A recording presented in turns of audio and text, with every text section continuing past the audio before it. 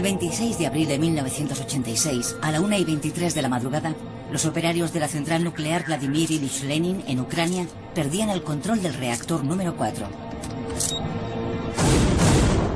Dos explosiones y un incendio que duró 10 días liberaron al aire miles de millones de partículas radiactivas, contaminando extensos territorios en diferentes países.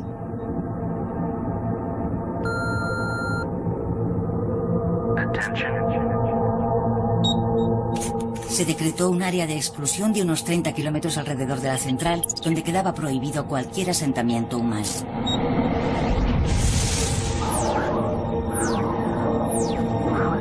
Al día siguiente, las 135.000 personas que vivían dentro de la llamada zona de alineación fueron evacuadas. No regresarían jamás.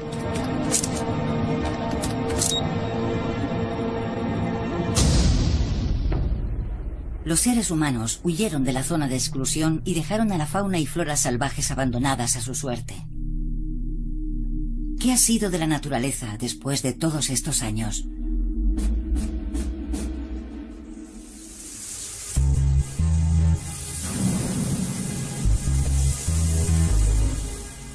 Esta es la sosegada y silenciosa historia de las plantas y animales sometidos a los efectos de la radiación, contada por aquellos que los observan y estudian desde el funesto accidente de 1986, los científicos.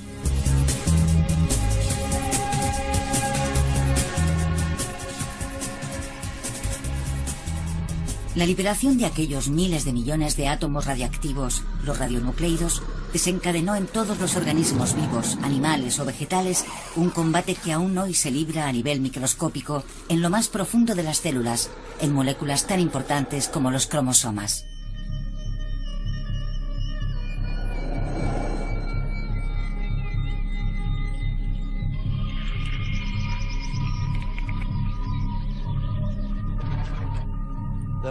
En la Tierra siempre ha habido radiactividad, siempre ha formado parte del medio ambiente.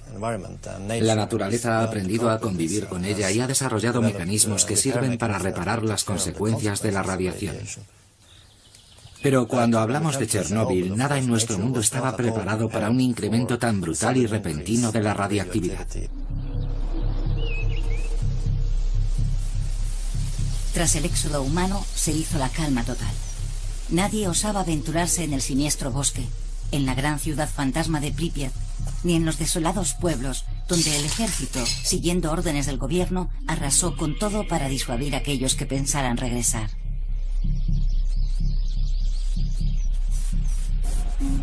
Pero esta quietud pronto se vio perturbada por las curiosas idas y venidas de una nueva población realmente sorprendente: los científicos. Armados con permisos especiales, solo ellos estaban autorizados a franquear esta barrera siempre bien guardada, la puerta de entrada oficial a la zona prohibida. Su objetivo era adentrarse en esa tierra de nadie gigantesca y en particular en las zonas más peligrosas, donde la radiactividad superaba 1000 veces los niveles normales. Me llamo Sergei Gashak, soy ucraniano. Nací en la ciudad ucraniana de Zaporozhye. En 1986, Sergei Gashak formó parte de los 800.000 liquidadores encargados de limpiar la zona afectada. Tuvo que marcharse debido a la gran cantidad de radiación, pero se prometió a sí mismo volver como investigador. De todos los científicos, Sergei es sin duda el que ha participado en más estudios dentro de la zona prohibida de Chernóbil. Soy zoólogo y he recorrido toda la zona con mi cámara de fotos y mis prismáticos, ya sea a pie, en coche o en barco. Conozco esta región desde hace más de 20 años y le he cogido mucho cariño. Me siento muy unido a esta tierra.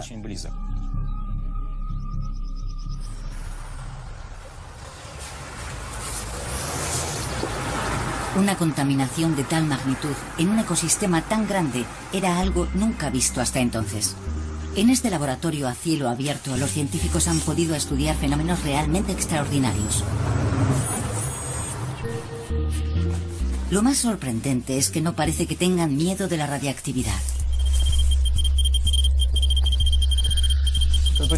Esta zona está a 2 kilómetros de la central nuclear Aquí la radiactividad es 1000 veces superior a la normal.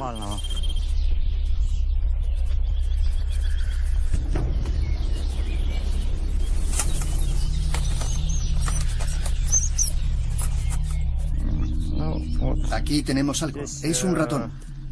Vive en una zona muy radiactiva. Está contaminado, pero parece que se encuentra bien. Es sorprendente.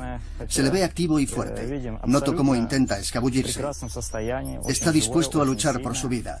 Se defiende y muerde la mano de esta criatura feroz y enorme que le ha atacado.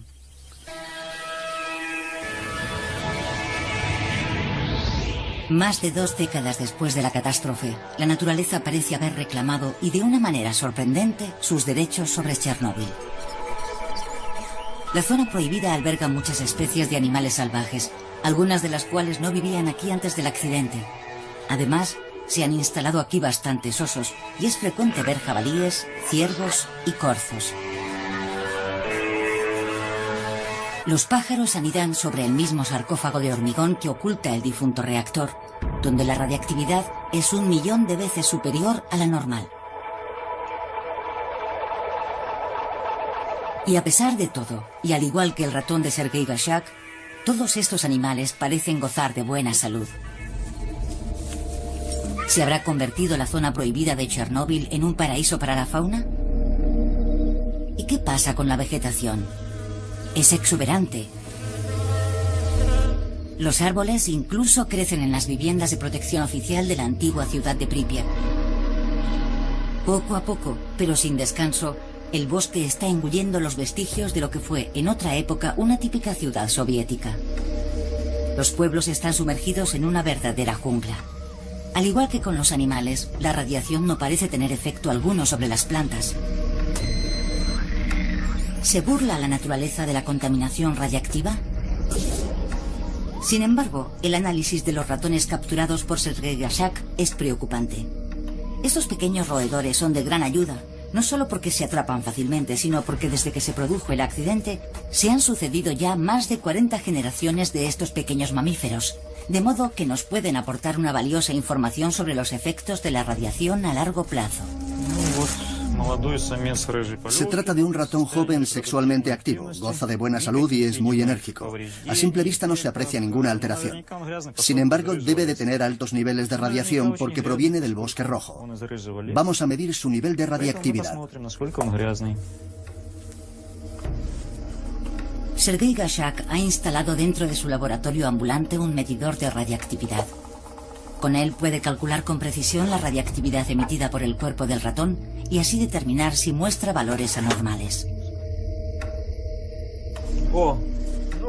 Este pico de aquí es muy característico. Este ratón es muy radiactivo en comparación con la muestra de control. Esto significa que en su cuerpo hay una gran cantidad de cesio-137. Y es lógico porque estos ratones comen todo tipo de plantas, insectos y setas del bosque. Y por lo tanto absorben grandes cantidades de átomos radiactivos, los radionucleidos.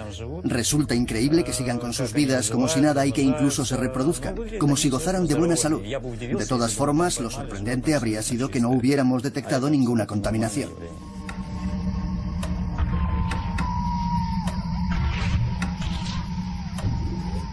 ¿Cómo es posible que un animal con semejantes niveles de radiación no muestre ninguna alteración aparente y pueda vivir en un lugar tan contaminado?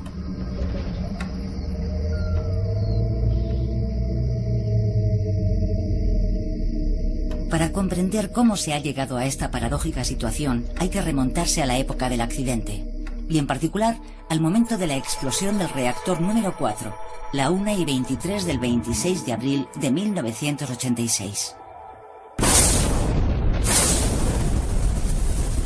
Poco antes del accidente, se carga el reactor de combustible.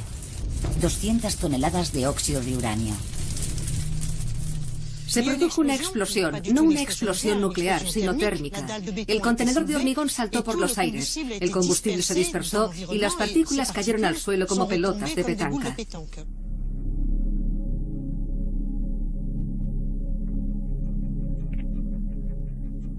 Denis Stamos y su equipo del Instituto Francés de Radioprotección y Seguridad Nuclear estudian qué ocurre con esas partículas radiactivas cuando caen al suelo. Si solo hubiera quedado en eso, en la explosión, el accidente no habría sido tan grave, porque la radiactividad habría permanecido contenida dentro de la zona de 30 kilómetros y todas las partículas pesadas habrían caído cerca del reactor. Pero desgraciadamente se declaró un incendio que duró 10 días. Durante el incendio, la temperatura se disparó en el corazón del reactor. El combustible contenía ya muchos radioelementos como consecuencia de las reacciones de fisión que se generan en una central nuclear. Los elementos más pesados volvieron a caer muy rápido y muy cerca de la central, pero los más ligeros y volátiles se dispersaron bastante. Así se formó la mezcla radiactiva que recorrería gran parte de Europa. La célebre nube de Chernóbil acababa de nacer y se burlaba de las fronteras establecidas por los hombres. Aquí vemos su recorrido desde el 26 de abril al 9 de mayo de 1986. En 10 días se liberan miles de millones de partículas radiactivas que quedan a merced de los vientos. En total, la emisión es 30.000 veces mayor que todas las emisiones de todas las centrales nucleares del mundo en un solo año. En la actualidad, todavía un 3% de las radiaciones que soportamos a diario provienen de la nube de Chernóbil.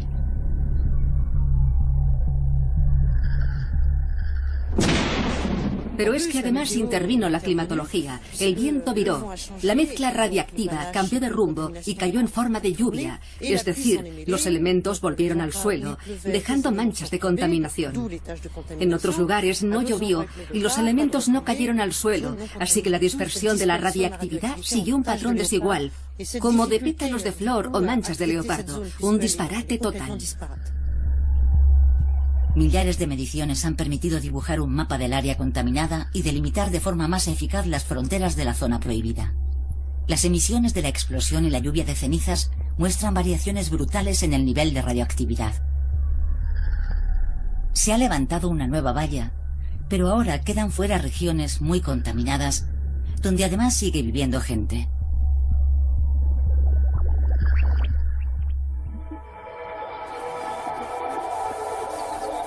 Una terrible batalla comenzó aquel día de primavera de 1986, cuando miles de millones de átomos radioactivos cayeron sobre la región. Los científicos lo llaman la fase aguda. Los organismos vivos, vegetales o animales que por desgracia soportaron la lluvia de ceniza, sufrieron una radiactividad enorme en contacto directo con sus células. Estos organismos fueron los que se enfrentaron a lo peor de la radiactividad.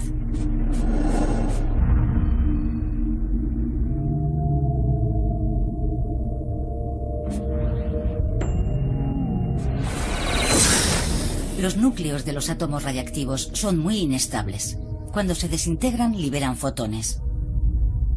Estos fotones son energía pura que viaja a la velocidad de la luz.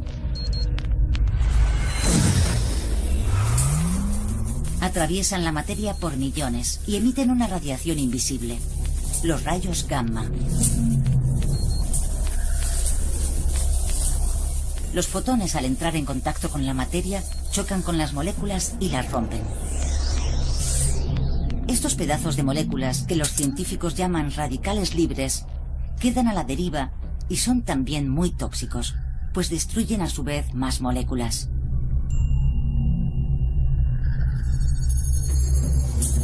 A muy altas dosis, estos miles de fracturas en cadena provocan la muerte de las células y por tanto de los tejidos. Los organismos vivos no están preparados para soportar este tipo de ataques en dosis tan potentes. En los días y meses siguientes a la catástrofe, en la zona prohibida, los cadáveres de animales e insectos y los restos de flores, plantas y árboles se contaban por decenas de millones.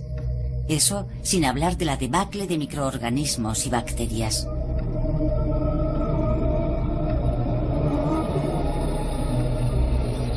Miles de pinos cercanos a la central se volvieron rojos y murieron en pocas semanas.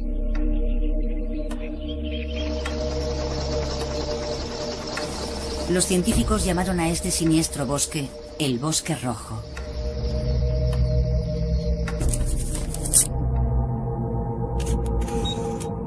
se produjeron más de 400 nacimientos anormales entre los animales domésticos en los meses y años siguientes a la catástrofe.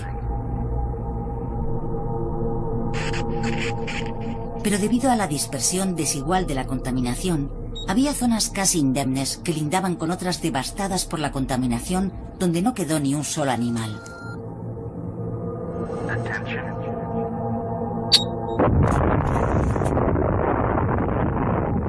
A diferencia de las bombas nucleares, donde se produce un destello de luz y la irradiación es muy corta,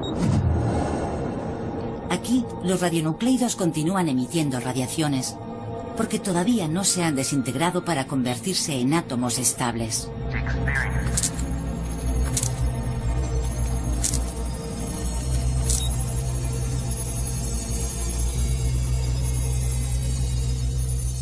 Los elementos radiactivos se caracterizan generalmente por su semivida. La semivida es el tiempo necesario para que el elemento pierda la mitad de su radiactividad. Eso quiere decir que a los 10 periodos se considera que el elemento ya no es radiactivo. Algunos de esos elementos radiactivos tienen una semivida muy corta, de solo unos segundos, otros de días. Es decir, que ahora su radiactividad es inexistente, ya no son tóxicos, pero otros elementos como el plutonio, el americio, el uranio, tienen una semivida más larga, de cientos de miles de años. En la actualidad, tras más de 2 décadas, en la zona prohibida persisten menos del 3% de los átomos radiactivos. Pero los que quedan van a permanecer allí mucho tiempo, y sus efectos en la naturaleza todavía son un enigma para los científicos. La zona de Chernóbil ha entrado en una nueva fase. Los científicos la llaman la fase de radiactividad crónica, aunque su intensidad es mucho menor. La radiación actual no tiene nada que ver con la que se detectó en los primeros años después del accidente, pero sigue siendo miles de veces superior a los niveles normales. Estación tras estación, año tras año, arrastrados por la descomposición natural de la vegetación, los radionucleidos residuales se funden lentamente con el suelo para acabar entrando en contacto con las raíces de las plantas. Los organismos vivos, ya sean animales o vegetales, absorben estos átomos radiactivos, ya sea por inhalación o a través del alimento, de modo que se ven obligados a luchar contra un enemigo que los ataca desde el interior. De hecho, al sufrir una irradiación interna, ellos mismos acaban convirtiéndose en seres radioactivos. Toda la cadena alimentaria de la zona prohibida está afectada.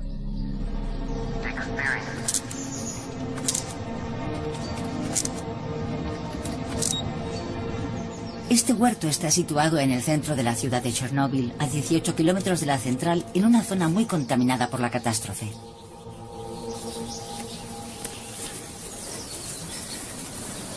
Esta es la casa de Leonid Bogdan. Vive solo. Se instaló aquí después de su divorcio. El suyo es un caso excepcional, porque las 2000 personas empleadas en la zona prohibida se alojan en barracones y comen en cantinas cuyos alimentos proceden de regiones limpias. Está estrictamente prohibido cultivar la tierra en la zona de exclusión, y es perfectamente comprensible. Pero, ¿y este hombre? ¿Está loco? No lo crean. Leonid tiene un trabajo muy especial dentro de la zona. Es el director del laboratorio de medición de radiactividad desde hace 20 años, así que sabe lo que hace. Estamos en época de cerezas. Como no nos demos prisa, se las comerán los pájaros. De hecho, ya hay algunas demasiado maduras. No podemos dejárselas a los pájaros. El año pasado se las zamparon todas en 2 días. El cerezo es un árbol muy particular. Absorbe el cesio y el estroncio, sí, pero en la carne del fruto no quedan más que pequeñas trazas. Por el contrario, las mayores concentraciones de esos elementos se encuentran en la semilla. Así que podemos comer el fruto, pero escupir siempre el hueso.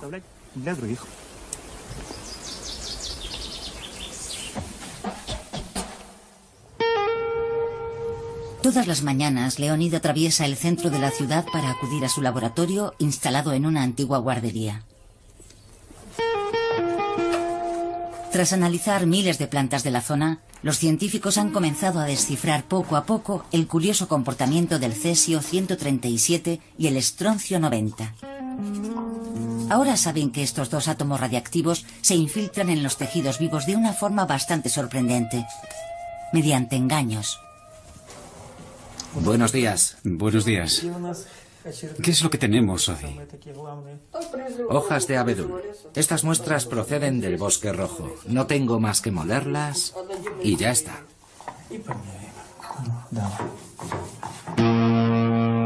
A partir de unos pocos gramos de materia vegetal, Leonid mide la radiación emitida por el cesio y el estroncio contenidos en las hojas.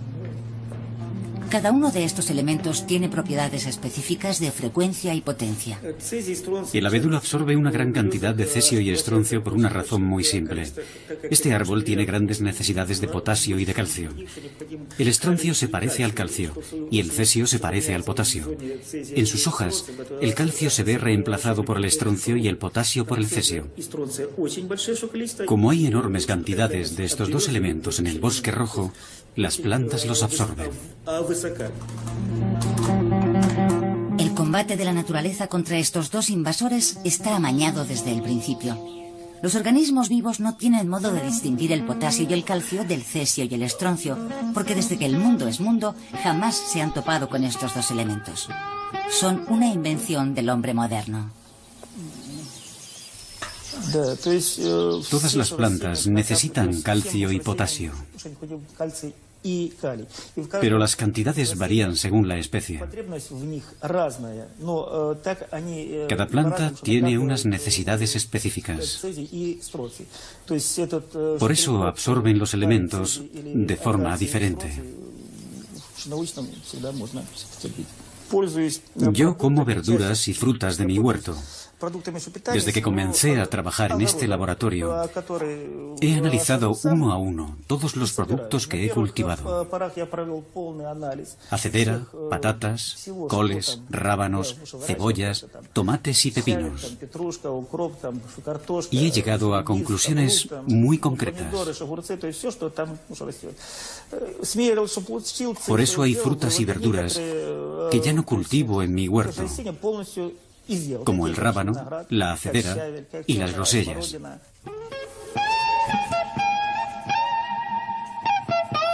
Leonid puede comer tranquilamente los productos de su huerto tras seleccionarlos cuidadosamente.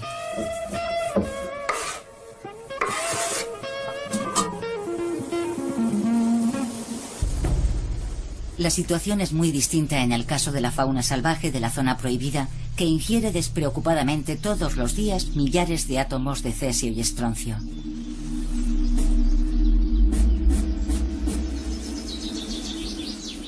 ¿Cuáles son las consecuencias para los organismos vivos y cómo se defienden? Carl Magnus Larsson, de la Agencia Sueca de Radioprotección, conoce bien el tema por haber coordinado estudios de más de 30 laboratorios europeos. Las radiaciones provocan daños en el ADN. Estos pueden ser consecuencia directa de la radiación o de la producción de radicales libres, que a su vez deterioran el ADN. Pero la naturaleza cuenta con mecanismos para reparar estos daños en los cromosomas.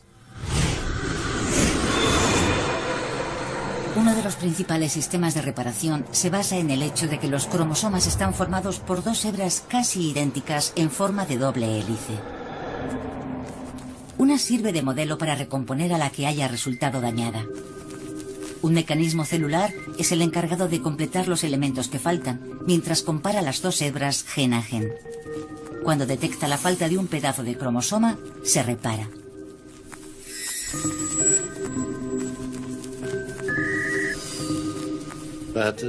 Pero estos mecanismos no son infalibles. Pueden aparecer fallos, lo que conocemos como mutación. Puede que al final la célula muera, pero también puede seguir multiplicándose. Y entonces tendremos una mutación que se conserva y se propaga. Algunos de los animales más expuestos a la radiactividad dentro del bosque rojo son los ratones. Viven a ras del suelo. Soportan una gran cantidad de radiación externa procedente de la tierra y de la vegetación que se añade a la radiactividad interna de su alimentación, que además les afecta las 24 horas del día. Desde 1994, Robert Baker, de la Universidad Técnica de Texas, en Estados Unidos, estudia con gran interés el caso de los ratones de Chernóbil. Hoy su laboratorio dispone de una colección de miles de muestras de la zona prohibida cuidadosamente conservadas que pone a disposición de científicos del mundo entero. En 1994 inició una larga colaboración con Sergei Gashak. Su objetivo parece evidente, teniendo en cuenta el mundo radiactivo en el que se desarrolla la vida de estos ratones. Creíamos que lo más probable era que presentaran mutaciones, y esa era la forma más lógica de enfocar el estudio.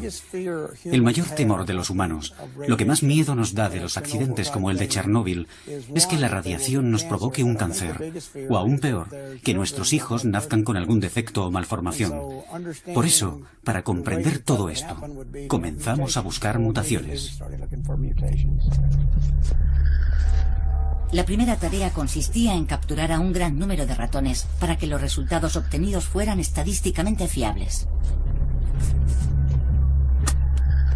Los ratones presentan dos grandes ventajas. Son más fáciles de atrapar que los grandes mamíferos y su biología es muy parecida a la de los humanos.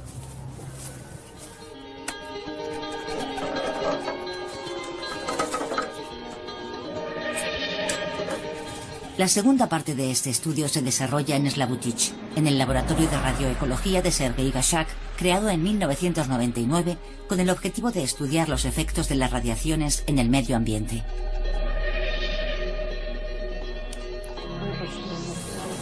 Para la secuenciación del ADN basta un pedazo de uña de cada uno de los ratones.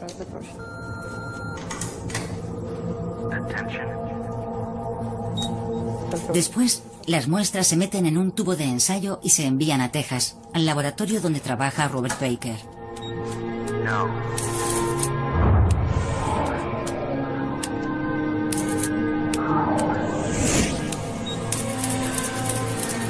Es aquí, en la Universidad Técnica de Texas, en Lubbock, donde se descodifican los genes de los ratones de Chernóbil uno a uno. Sorprendentemente, Robert Baker solo detectó una pequeña tasa de mutaciones. Sin embargo, sí constató la presencia de una gran cantidad de especies diferentes, aunque muy parecidas genéticamente. Para continuar con su investigación, el equipo de científicos intentó encontrar una explicación a este misterio.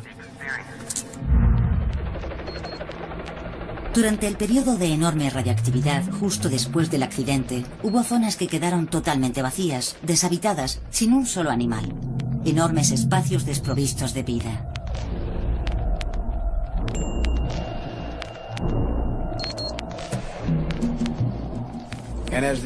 Conforme la naturaleza se fue estabilizando y la radiación se redujo lo bastante como para no ser mortal, los animales comenzaron a regresar. Volvieron a su hábitat natural. Y como se reprodujeron y muchos ejemplares lograron sobrevivir, se establecieron en la zona, tomaron posesión del espacio, y eso a pesar de que todo su ciclo vital se desarrolla bajo unos niveles de radiación muy altos. Se reproducen de forma normal. Todo en una zona altamente radiactiva. La verdad es que no parece que les vaya mal. Las especies de ratones genéticamente similares a las que desaparecieron por causa del accidente y que viven en los alrededores, llegaron para colonizar los espacios vacíos dejados por el desastre y se han mezclado y extendido por toda la zona de Chernóbil.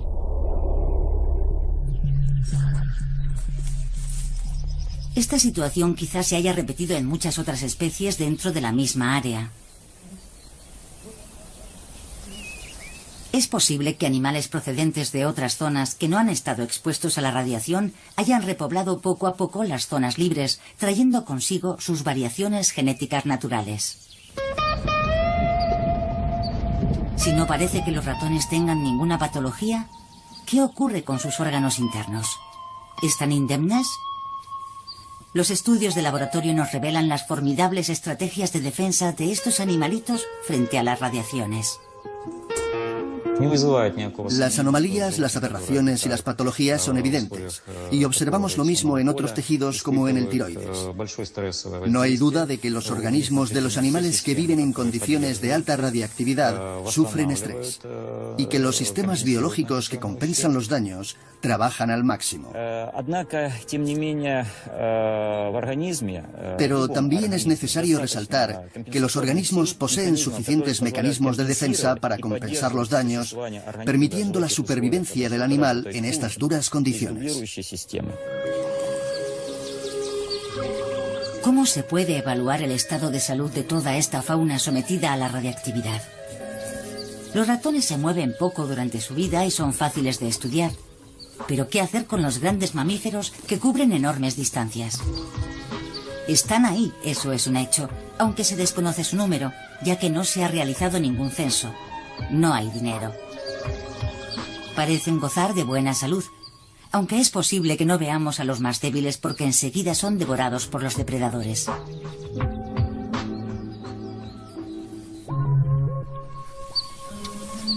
Si los efectos de la radiactividad sobre los grandes mamíferos sigue siendo un misterio, dos científicos amantes de los pájaros llevan 18 años acumulando datos. ¿Resisten los pájaros el cesio y el estroncio como los ratones?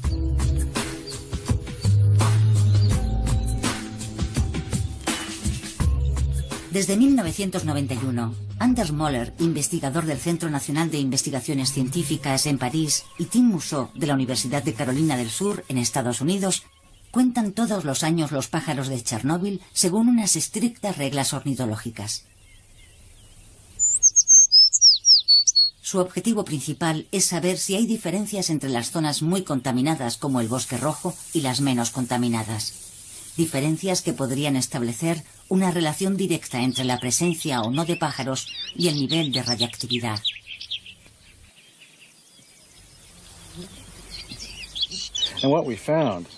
Hemos descubierto una enorme disminución en el número de individuos y en la variedad de especies en las zonas más contaminadas. Y hemos constatado ese hecho allá donde hemos ido. En las zonas que han estudiado, Anders y Tim han censado a 1.570 individuos de 50 especies diferentes. Según sus datos, la biodiversidad ha disminuido a la mitad en las zonas más contaminadas y el número de pájaros por especie lo ha hecho en 2/3. Es en las ruinas de los antiguos kolhos de Chernóbil, símbolos de la agricultura soviética, donde Anders Möller y Tim Mousseau han realizado uno de los hallazgos más importantes sobre los efectos de dosis leves de radiación sobre estos animales. Algo que estos científicos no habían visto jamás en los 15.000 ejemplares que han capturado por todo el mundo.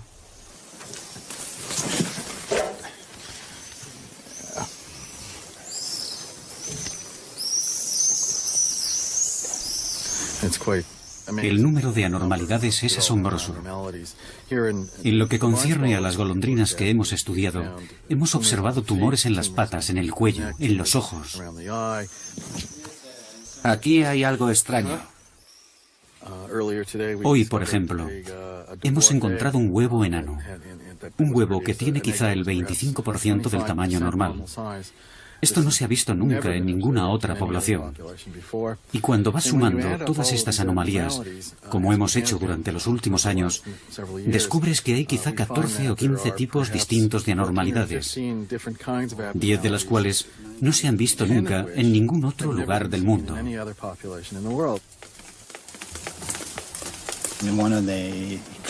Uno de los signos más evidentes de los efectos de la radiación en esta zona es la presencia de unas manchitas blancas en las plumas que muestran una falta de coloración. Se trata de un albinismo parcial. Es un fenómeno muy raro en la naturaleza. Los únicos lugares donde se puede observar un albinismo así son las grandes ciudades como París o Moscú. Y está relacionado con altos niveles de contaminación. Aquí hemos encontrado varias anomalías morfológicas en las plumas, como por ejemplo asimetría en la longitud de las plumas de las alas. Para pájaros que pasan mucho tiempo en el aire, es un gran inconveniente tener plumas de diferente tamaño, porque reduce su aerodinamismo. Anders Möller y Tim Mousseau también han descubierto un envejecimiento precoz entre las golondrinas.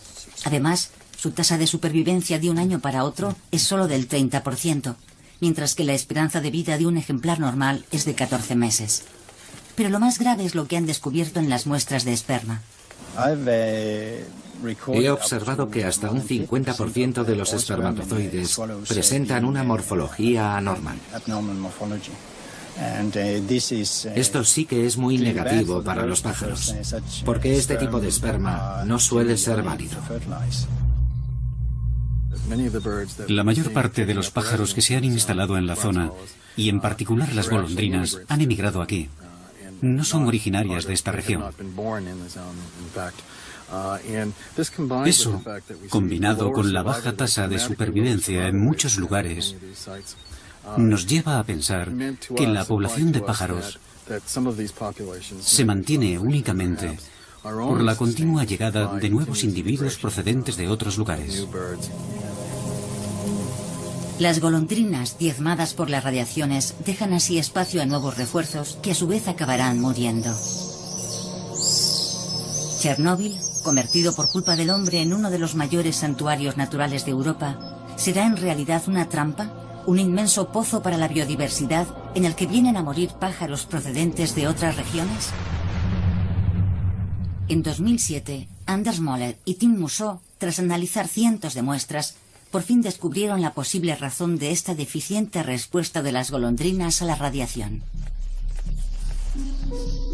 Una razón que podría estar relacionada con el hecho de que estas aves no residen aquí todo el año. En efecto, durante su enorme esfuerzo de migración desde África, las golondrinas consumen una gran cantidad de su stock de antioxidantes. Estas moléculas desempeñan un papel fundamental en la lucha del organismo contra las radiaciones. Cuando la radiación rompe las moléculas y genera radicales libres muy tóxicos, los antioxidantes los destruyen.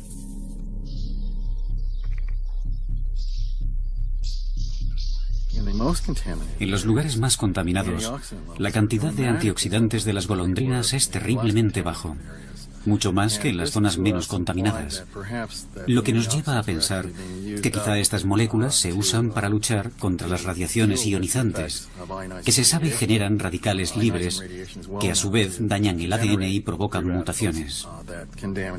Para nosotros, este descubrimiento establece una relación de causa-efecto entre las radiaciones y el nivel de antioxidantes y resulta apasionante. Al llegar a Chernóbil, a las zonas más contaminadas, las golondrinas consumen rápidamente los pocos antioxidantes que les quedan para luchar contra la avalancha de radicales libres. Como su stock se vacía, los radicales libres destruyen los tejidos vivos y los efectos nocivos no tardan en ser visibles.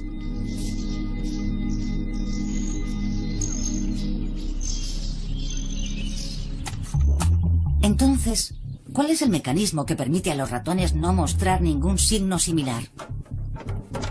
Por fin, en el año 2008, tras 14 años de intensiva investigación, se abrió una nueva etapa en la comprensión de la extraordinaria resistencia de estos pequeños mamíferos. El equipo de Robert Baker se embarcó en un nuevo experimento dirigido por Brenda Rogers, que pretendía estudiar la estrategia de defensa de estos roedores.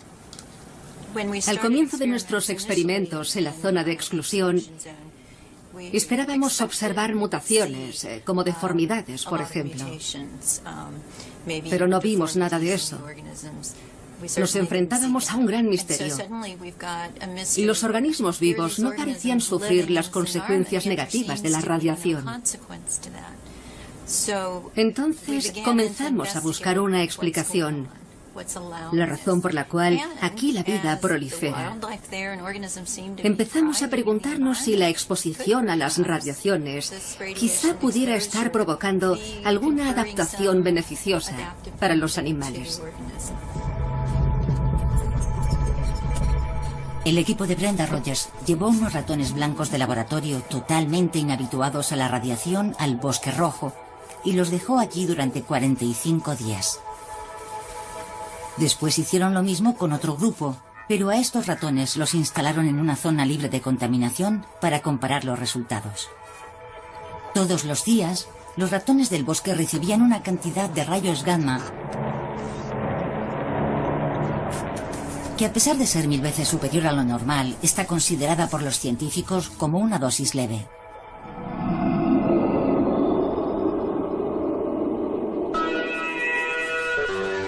Al terminar la primera parte del experimento, tras 45 días, se llevaron a los ratones a Slabutich. Brenda Rogers irradió a los ratones de los dos grupos de forma muy violenta. Les administró un Gray y medio durante unas fracciones de segundo, una dosis que provoca innumerables fracturas en las moléculas y sobre todo en los cromosomas.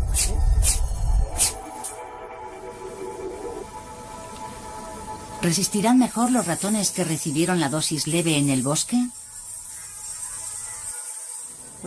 Queríamos ver si con una exposición previa a una dosis leve veíamos menos rupturas de ADN que entre los que no la habían recibido. Y sabemos que un Gray y medio es una dosis lo bastante potente para provocar fracturas en el ADN. Después Brenda esperó 24 horas, ya que es en ese tiempo cuando todo sucede. El organismo de los ratones lucha duro contra las numerosas fracturas de las moléculas provocadas por las radiaciones. El resultado fue muy interesante, porque en los animales que no habían recibido la dosis leve, descubrimos las rupturas en los cromosomas que esperábamos. Por el contrario, en los animales que sí habían recibido la dosis leve antes de recibir la fuerte, de un Gray y medio, observamos que se habían producido menos daños en el ADN. Eso nos hizo plantearnos la siguiente pregunta. ¿Acaso una dosis leve puede ser beneficiosa para el organismo? ¿Nos enfrentamos al fenómeno de la hormesis? La hormesis implica un efecto positivo y por lo tanto beneficioso ante dosis leves de radiación. Brenda Rogers quiere determinar si la radiación leve recibida en el bosque rojo quizá estimuló ciertos genes que participan en la defensa contra la radiactividad. No vimos ningún cambio ni aumento en la actividad de los genes de reparación del ADN, como esperábamos. Pero en su lugar, detectamos una modificación en la regulación de los genes responsables de la eliminación de los radicales libres. Los radicales libres creados por las moléculas dañadas por violentas radiaciones gamma se eliminan de una forma más eficaz. Y sobre todo desaparecen rápidamente antes de que tengan tiempo de destruir los cromosomas. ¿Estos inauditos mecanismos detectados en los ratones existen también en otros animales? Desde luego eso explicaría su aparente buena salud. ¿Y es posible que haya más especies menos resistentes como las golondrinas y no las veamos porque desaparecen discretamente del paisaje? Si aún quedan muchas preguntas por contestar en Chernóbil, el estudio de los efectos de la radiación sobre el ecosistema se complica aún más por un factor fundamental. Los seres humanos se fueron de allí en 1986. Sergei Gashak es uno de esos científicos poco comunes que se empeña en estudiar las consecuencias de este hecho.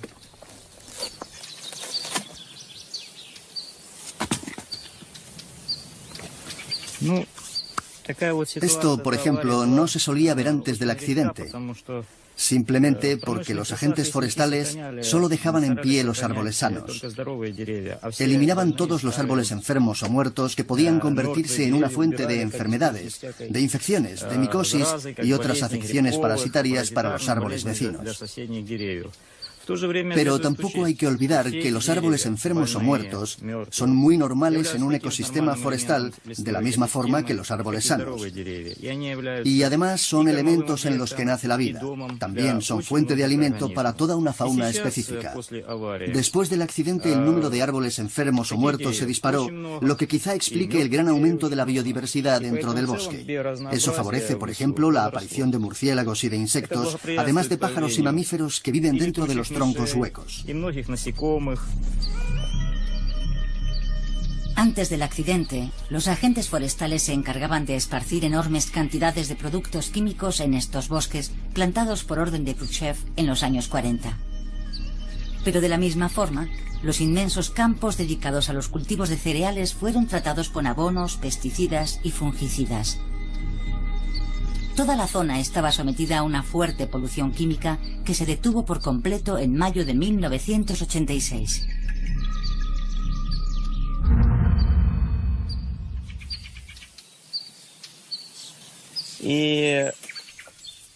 La salida del hombre y, por lo tanto, la ausencia de su actividad tuvieron consecuencias muy positivas.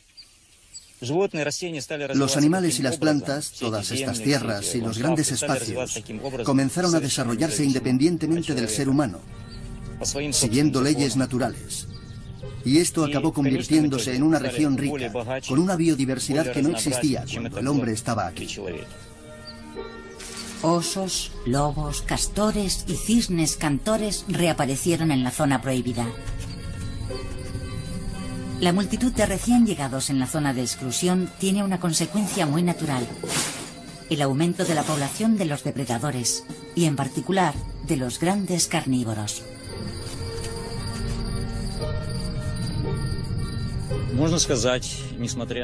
Se puede decir que ahora la cantidad de carnívoros y de herbívoros en la zona de Chernóbil ha alcanzado un equilibrio natural y está perfectamente ajustada a la vegetación, la fuente de alimento de los herbívoros. La tríada, plantas, herbívoros y carnívoros, ha llegado a un equilibrio propio de la región.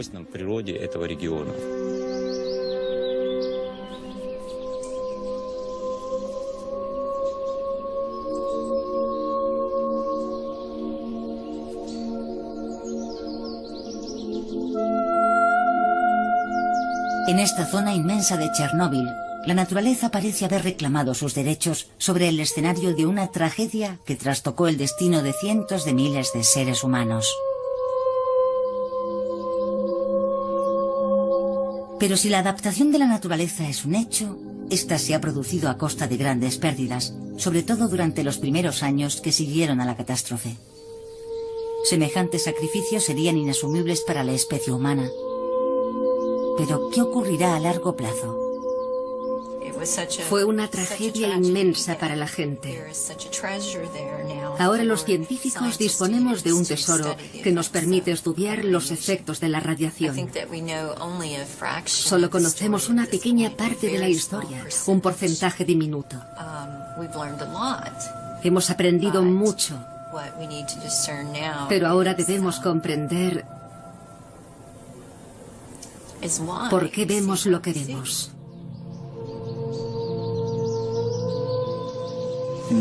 En la actualidad hay grandes proyectos para la construcción de nuevas centrales nucleares. Sin embargo, debemos conocer a fondo cuáles pueden ser las consecuencias, y el único lugar donde podemos hacerlo es aquí. Las últimas paradojas de Chernóbil no son asuntos menores. La zona prohibida está amenazada. Primero por la inestable situación política de Ucrania y su falta de dinero. Pero también por los nuevos proyectos de tratamiento y soterramiento de desechos nucleares procedentes de otros lugares.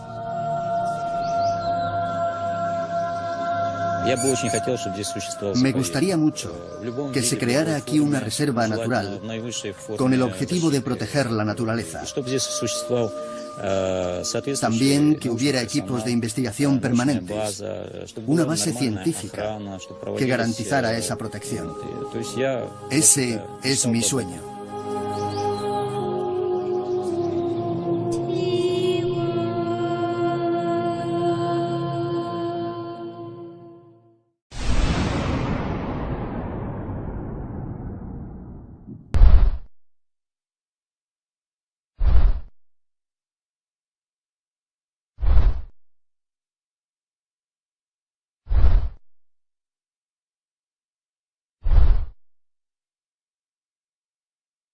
sexualmente activo, goza de buena salud y es muy enérgico. A simple vista no se aprecia ninguna alteración. Sin embargo, debe de tener altos niveles de radiación porque proviene del bosque rojo. Vamos a medir su nivel de radiactividad. Sergei Gashak ha instalado dentro de su laboratorio ambulante un medidor de radiactividad.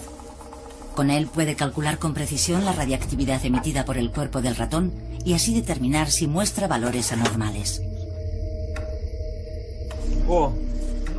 Este pico de aquí es muy característico. Este ratón es muy radiactivo en comparación con la muestra de control. Esto significa que en su cuerpo hay una gran cantidad de cesio-137, y es lógico porque estos ratones comen todo tipo de plantas, insectos y setas del bosque, y por lo tanto absorben grandes cantidades de átomos radiactivos, los radionucleidos. Resulta increíble que sigan con sus vidas como si nada y que incluso se reproduzcan, como si gozaran de buena salud. De todas formas, lo sorprendente habría sido que no hubiéramos detectado ninguna contaminación.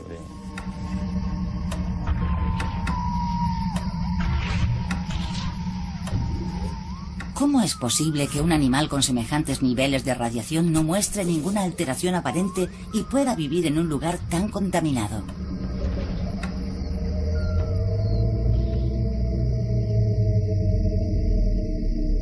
Para comprender cómo se ha llegado a esta paradójica situación, hay que remontarse a la época del accidente, y en particular al momento de la explosión del reactor número 4, la 1:23 del 26 de abril de 1986. Poco antes del accidente, se carga el reactor de combustible. 200 toneladas de óxido de uranio. Se produjo una explosión, no una explosión nuclear, sino térmica. El contenedor de hormigón saltó por los aires, el combustible se dispersó y las partículas cayeron al suelo como pelotas de petanca.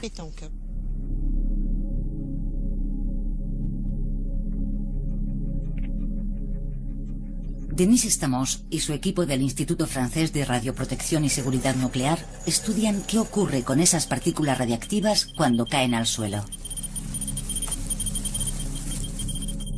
Si solo hubiera quedado en eso, en la explosión, el accidente no habría sido tan grave, porque la radiactividad habría permanecido contenida dentro de la zona de 30 kilómetros y todas las partículas pesadas habrían caído cerca del reactor. Pero desgraciadamente se declaró un incendio que duró 10 días. Durante el incendio, la temperatura se disparó en el corazón del reactor. El combustible contenía ya muchos radioelementos como consecuencia de las reacciones de fisión que se... Zona prohibida. Su objetivo era adentrarse en esa tierra de nadie gigantesca y en particular en las zonas más peligrosas, donde la radiactividad superaba 1000 veces los niveles normales. Me llamo Sergei Gashak, soy ucraniano. Nací en la ciudad ucraniana de Zaporozhye. En 1986, Sergei Gashak formó parte de los 800.000 liquidadores encargados de limpiar la zona afectada. Tuvo que marcharse debido a la gran cantidad de radiación, pero se prometió a sí mismo volver como investigador. De todos los científicos, Sergei es sin duda el que ha participado en más estudios dentro de la zona prohibida de Chernóbil.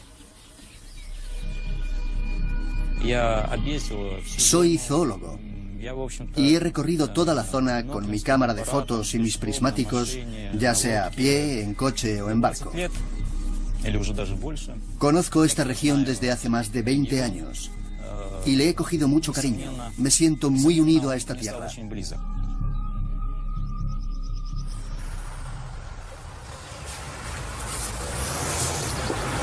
Una contaminación de tal magnitud en un ecosistema tan grande era algo nunca visto hasta entonces. En este laboratorio a cielo abierto, los científicos han podido estudiar fenómenos realmente extraordinarios. Lo más sorprendente es que no parece que tengan miedo de la radiactividad. Esta zona está a 2 kilómetros de la central nuclear. Aquí la radiactividad es 1000 veces superior a la normal.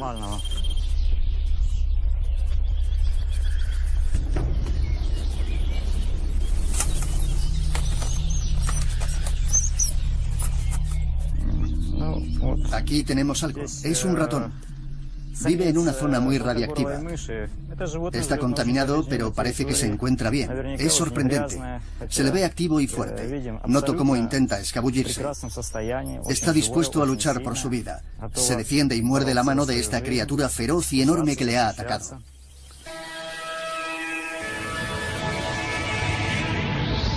Más de 2 décadas después de la catástrofe, la naturaleza parece haber reclamado, y de una manera sorprendente, sus derechos sobre Chernóbil. La zona prohibida alberga muchas especies de animales salvajes, algunas de las cuales no vivían aquí antes del accidente. Además, se han instalado aquí bastantes osos, y es frecuente ver jabalíes, ciervos y corzos. Los pájaros anidan sobre el mismo sarcófago de hormigón que oculta el difunto reactor, donde la radiactividad es 1.000.000 de veces superior a la normal. Y a pesar de todo, ¿resistirán mejor los ratones que recibieron la dosis leve en el bosque?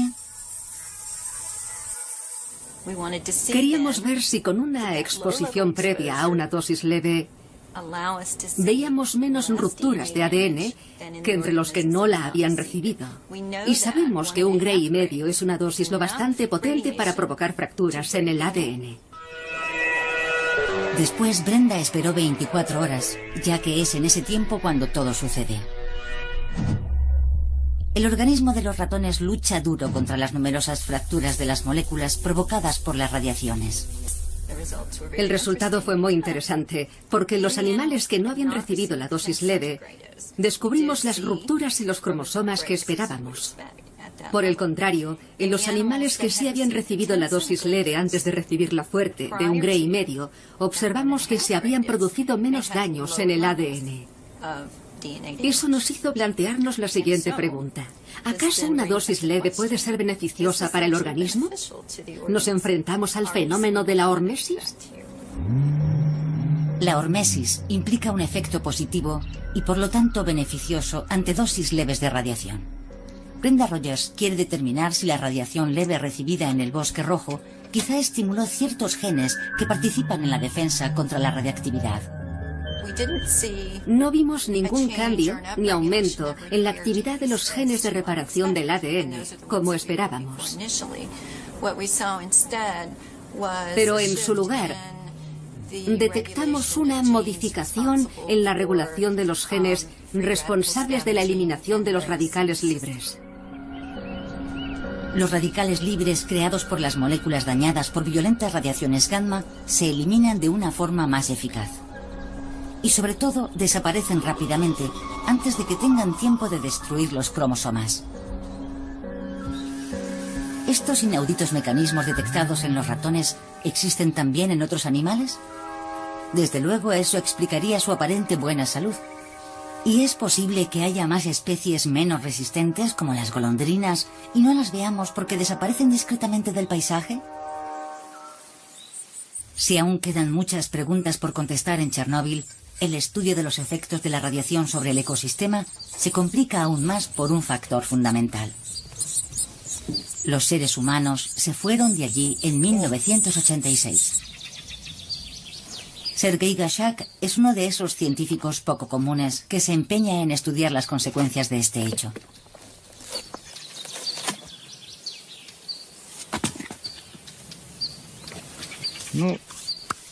Esto, por ejemplo, no se solía ver antes del accidente. Esta zona está a 2 kilómetros de la central nuclear. Aquí la radiactividad es 1000 veces superior a la normal.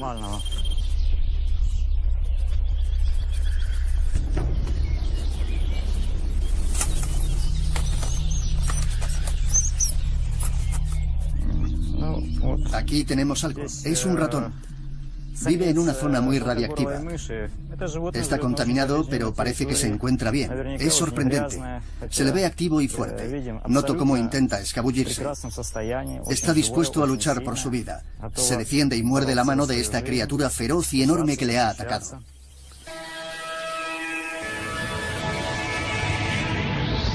Más de 2 décadas después de la catástrofe, la naturaleza parece haber reclamado, y de una manera sorprendente, sus derechos sobre Chernóbil. La zona prohibida alberga muchas especies de animales salvajes, algunas de las cuales no vivían aquí antes del accidente. Además, se han instalado aquí bastantes osos y es frecuente ver jabalíes, ciervos y corzos.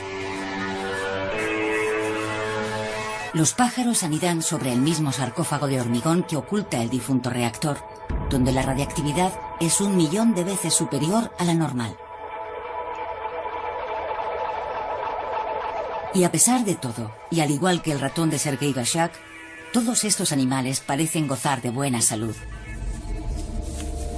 ¿Se habrá convertido la zona prohibida de Chernóbil en un paraíso para la fauna? ¿Y qué pasa con la vegetación? Es exuberante. Los árboles incluso crecen en las viviendas de protección oficial de la antigua ciudad de Pripyat. Poco a poco, pero sin descanso, el bosque está engullendo los vestigios de lo que fue en otra época una típica ciudad soviética. Los pueblos están sumergidos en una verdadera jungla. Al igual que con los animales, la radiación no parece tener efecto alguno sobre las plantas. ¿Se burla la naturaleza de la contaminación radiactiva? Sin embargo, el análisis de los ratones capturados por Sergei Gashak es preocupante. Estos pequeños roedores son de gran ayuda, no solo porque se atrapan fácilmente, sino porque desde que se produjo el accidente, se han sucedido ya más de 40 generaciones de estos pequeños mamíferos, de modo que nos pueden aportar una valiosa información sobre los efectos de la radiación a largo plazo. Se trata de un ratón joven sexualmente activo, goza de buena salud y es muy enérgico. A simple vista no se aprecia ninguna alteración. Sin embargo, debe de tener altos niveles de radiación porque proviene del bosque rojo.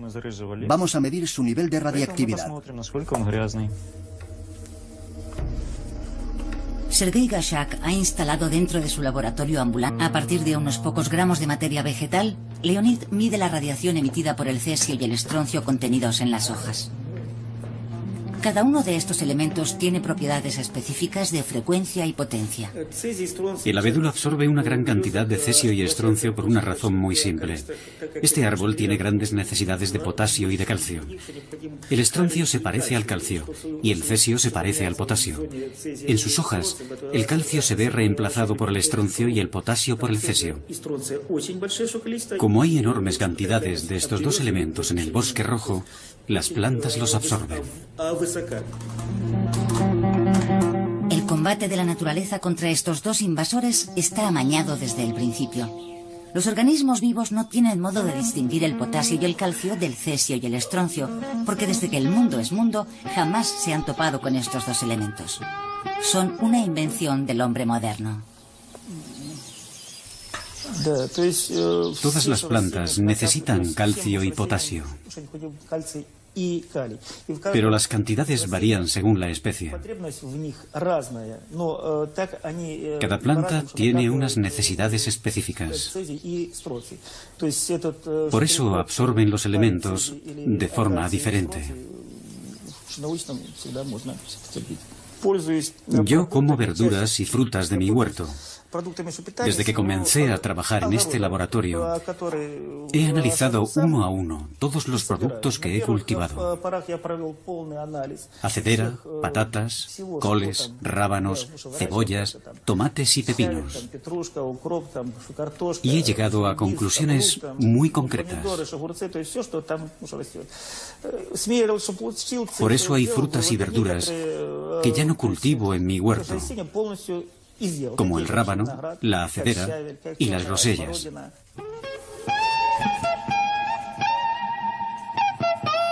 Leonid puede comer tranquilamente los productos de su huerto tras seleccionarlos cuidadosamente.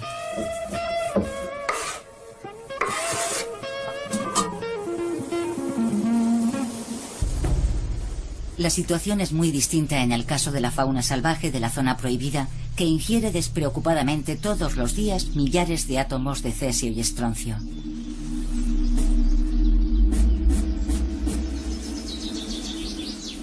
¿Cuáles son las consecuencias para los organismos vivos y cómo se defienden?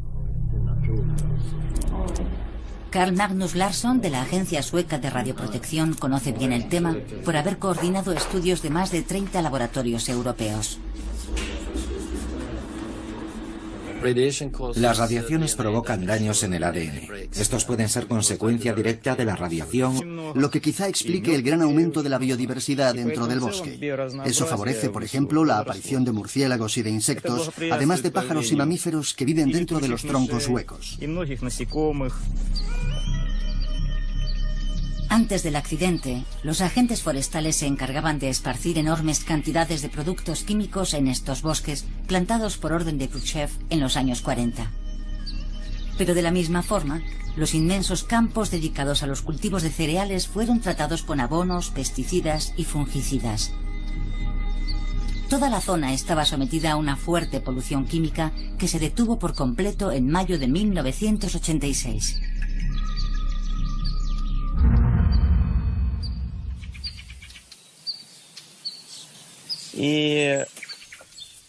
La salida del hombre y, por lo tanto, la ausencia de su actividad tuvieron consecuencias muy positivas.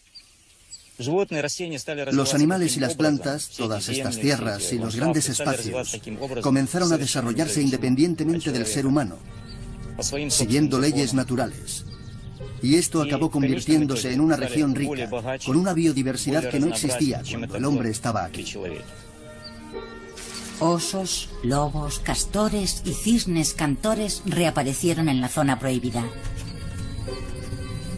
La multitud de recién llegados en la zona de exclusión tiene una consecuencia muy natural: el aumento de la población de los depredadores, y en particular de los grandes carnívoros.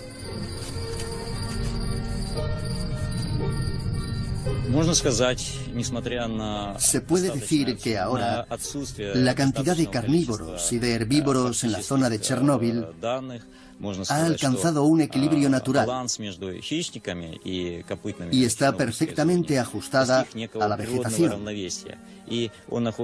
la fuente de alimento de los herbívoros. La tríada: plantas, herbívoros y carnívoros ha llegado a un equilibrio propio de la región.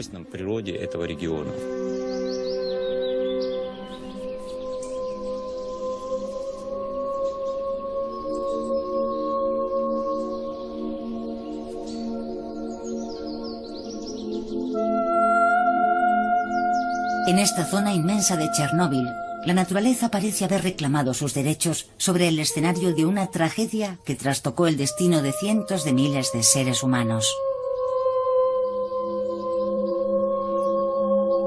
Pero si la adaptación de la naturaleza es un hecho, esta se ha producido a costa de grandes pérdidas, sobre todo durante los primeros años que siguieron a la catástrofe. Semejantes sacrificios serían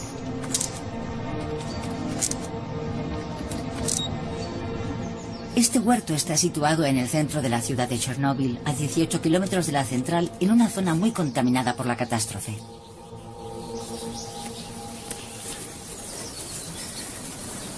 Esta es la casa de Leonid Bogdan. Vive solo. Se instaló aquí después de su divorcio. El suyo es un caso excepcional, porque las 2000 personas empleadas en la zona prohibida se alojan en barracones y comen en cantinas cuyos alimentos proceden de regiones limpias. Está estrictamente prohibido cultivar la tierra en la zona de exclusión, y es perfectamente comprensible. Pero, ¿y este hombre? ¿Está loco? No lo crean. Leonid tiene un trabajo muy especial dentro de la zona. Es el director del laboratorio de medición de radiactividad desde hace 20 años, así que sabe lo que hace. Estamos en época de cerezas. Como no nos demos prisa, se las comerán los pájaros. De hecho, ya hay algunas demasiado maduras. No podemos dejárselas a los pájaros. El año pasado se las zamparon todas en 2 días. El cerezo es un árbol muy particular. Absorbe el cesio y el estroncio, sí, pero en la carne del fruto no quedan más que pequeñas trazas. Por el contrario, las mayores concentraciones de esos elementos se encuentran en la semilla. Así que podemos comer el fruto, pero escupir siempre el hueso.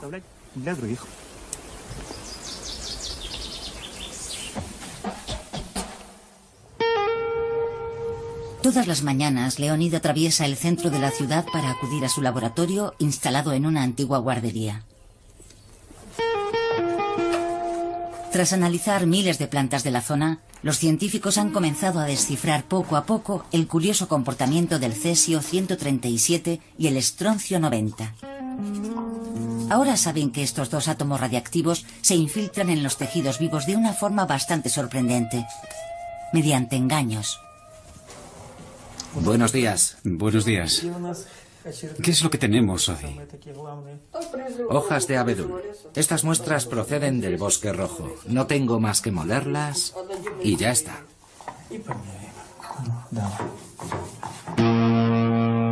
A partir de unos pocos gramos de materia vegetal, Leonid mide la radiación emitida por el cesio y el estroncio contenidos en las hojas. Cada uno de estos elementos tiene propiedades específicas de frecuencia y potencia. El abedul absorbe una gran cantidad de cesio y estroncio por una razón muy simple. Este árbol tiene grandes necesidades de potasio y de calcio. El estroncio se parece al calcio y el cesio se parece al potasio. En sus hojas, el calcio se ve reemplazado por el estroncio y el potasio. Hemos encontrado varias anomalías morfológicas en las plumas, como por ejemplo asimetría en la longitud de las plumas de las alas. Para pájaros que pasan mucho tiempo en el aire, es un gran inconveniente tener plumas de diferente tamaño, porque reduce su aerodinamismo. Anders Moller y Tim Mousseau también han descubierto un envejecimiento precoz entre las golondrinas. Además, su tasa de supervivencia de un año para otro es solo del 30%, mientras que la esperanza de vida de un ejemplar normal es de 14 meses. Pero lo más grave es lo que han descubierto en las muestras de esperma. He observado que hasta un 50% de los espermatozoides presentan una morfología anormal. Esto sí que es muy negativo para los pájaros, porque este tipo de esperma no suele ser válido. La mayor parte de los pájaros que se han instalado en la zona, y en particular las golondrinas, han emigrado aquí. No son originarias de esta región. Eso, combinado con la baja tasa de supervivencia en muchos lugares, nos lleva a pensar que la población de pájaros se mantiene únicamente por la continua llegada de nuevos individuos procedentes de otros lugares. Las golondrinas, diezmadas por las radiaciones, dejan así espacio a nuevos refuerzos que a su vez acabarán muriendo. Chernóbil, convertido por culpa del hombre en uno de los mayores santuarios naturales de Europa, ¿será en realidad una trampa? ¿Un inmenso pozo para la biodiversidad en el que vienen a morir pájaros procedentes de otras regiones? En 2007, Anders Moller y Tim Mousseau, tras analizar cientos de muestras, por fin descubrieron la posible razón de esta deficiente respuesta de las golondrinas a la radiación. Una razón que podría estar relacionada con el hecho de que estas aves no residen aquí todo el año. En efecto, durante su enorme esfuerzo de migración desde África, las golondrinas consumen una gran cantidad de su stock de antioxidantes. Estas moléculas desempeñan un papel fundamental en la lucha del organismo contra las radiaciones. Cuando la radiación rompe las moléculas y genera radicales libres muy tóxicos, los antioxidantes los destruyen.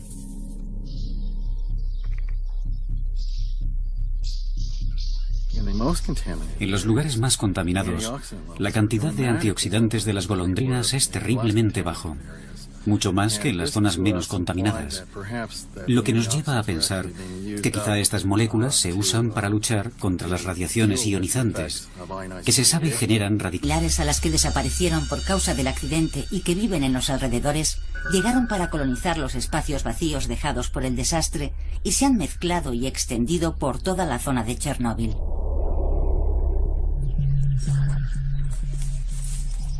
Esta situación quizás se haya repetido en muchas otras especies dentro de la misma área. Es posible que animales procedentes de otras zonas que no han estado expuestos a la radiación hayan repoblado poco a poco las zonas libres, trayendo consigo sus variaciones genéticas naturales. Si no parece que los ratones tengan ninguna patología, ¿qué ocurre con sus órganos internos? ¿Están indemnes? Los estudios de laboratorio nos revelan las formidables estrategias de defensa de estos animalitos frente a las radiaciones. Las anomalías, las aberraciones y las patologías son evidentes, y observamos lo mismo en otros tejidos como en el tiroides. No hay duda de que los organismos de los animales que viven en condiciones de alta radiactividad sufren estrés, y que los sistemas biológicos que compensan los daños trabajan al máximo. Pero también es necesario resaltar que los organismos poseen suficientes mecanismos de defensa para compensar los daños, permitiendo la supervivencia del animal en estas duras condiciones. ¿Cómo se puede evaluar el estado de salud de toda esta fauna sometida a la radiactividad? Los ratones se mueven poco durante su vida y son fáciles de estudiar. Pero ¿qué hacer con los grandes mamíferos que cubren enormes distancias? Están ahí, eso es un hecho, aunque se desconoce su número, ya que no se ha realizado ningún censo. No hay dinero. Parecen gozar de buena salud, aunque es posible que no veamos a los más débiles porque enseguida son devorados por los depredadores.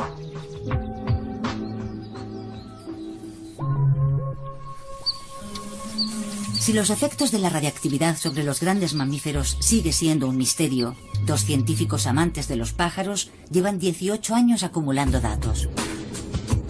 ¿Resisten los pájaros el cesio y el estroncio como los ratones?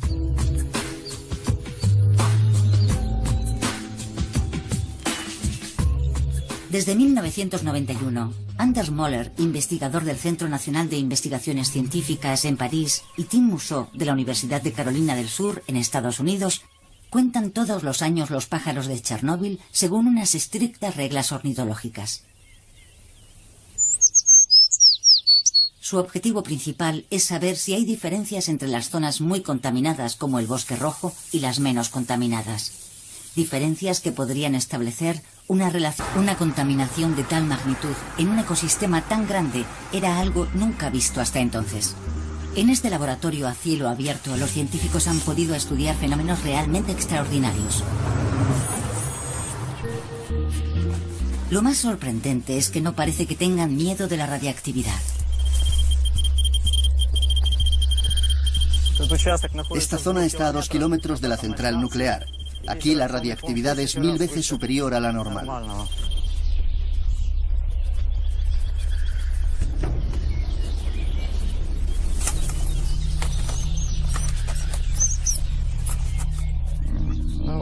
Aquí tenemos algo. Es un ratón. Vive en una zona muy radiactiva. Está contaminado, pero parece que se encuentra bien. Es sorprendente. Se le ve activo y fuerte. Noto cómo intenta escabullirse. Está dispuesto a luchar por su vida. Se defiende y muerde la mano de esta criatura feroz y enorme que le ha atacado.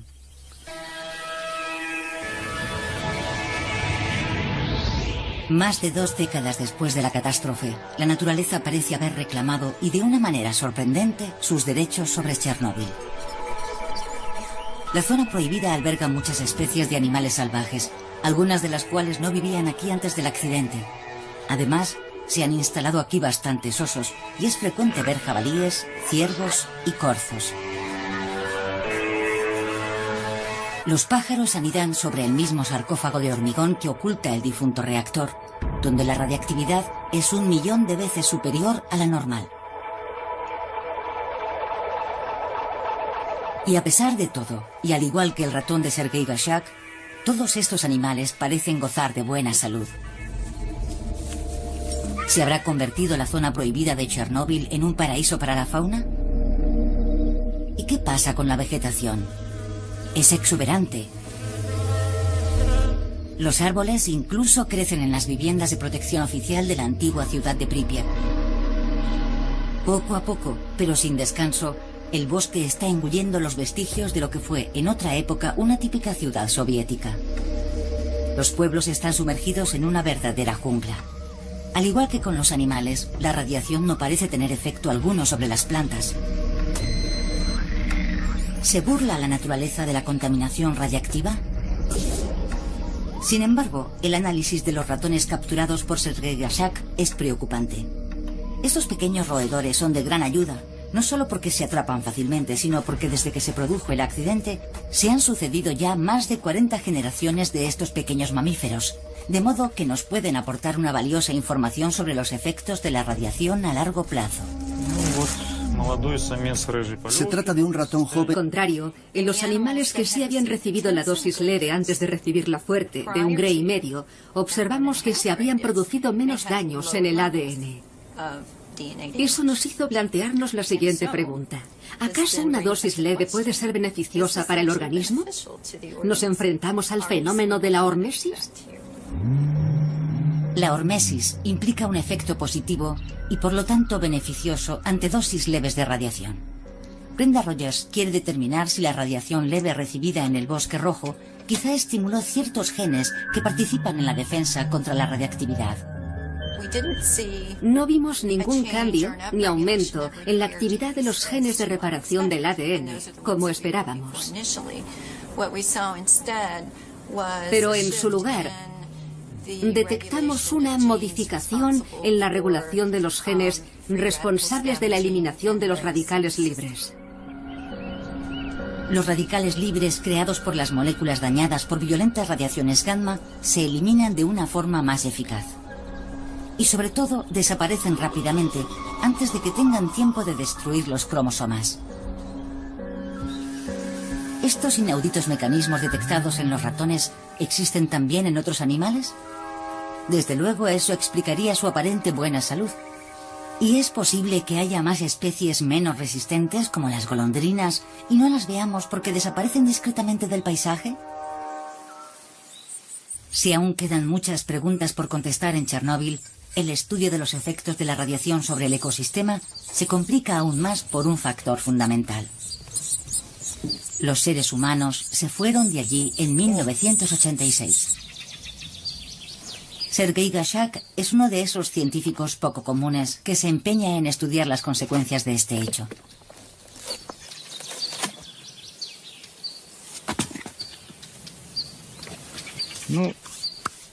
Esto, por ejemplo, no se solía ver antes del accidente, simplemente porque los agentes forestales solo dejaban en pie los árboles sanos. Eliminaban todos los árboles enfermos o muertos que podían convertirse en una fuente de enfermedades, de infecciones, de micosis y otras afecciones parasitarias para los árboles vecinos. Pero tampoco hay que olvidar que los árboles enfermos o muertos son muy normales en un ecosistema forestal de la misma forma que los árboles sanos. Y además son elementos en los que nace la vida. También son fuente de alimento para toda una fauna específica. Después del accidente el número de árboles enfermos o muertos se disparó, lo que quizá explique el gran aumento de la biodiversidad dentro del bosque. Eso favorece, por ejemplo, la aparición de murciélagos y de insectos, además de pájaros y mamíferos que viven dentro de los troncos huecos.